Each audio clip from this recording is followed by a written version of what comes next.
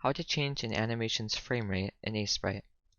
Right-click on the layer you'd like to change, click Frame Properties, and then here you can change the duration in milliseconds. Now remember that 1000 milliseconds is 1 second. So if you'd like it to last 1 second, change it to 1000, click OK. You can see when we get there, in this preview, it lasts for 1 second. If you want to change multiple frames, then hold Shift and click all of the frames you'd like to change. So I'd like to change all of these. Right click it, click Frame Properties, and then we can change them all here. I'm going to change them all to 70. Click OK. Now you can see they're all going pretty fast. I can change it even faster, maybe 30.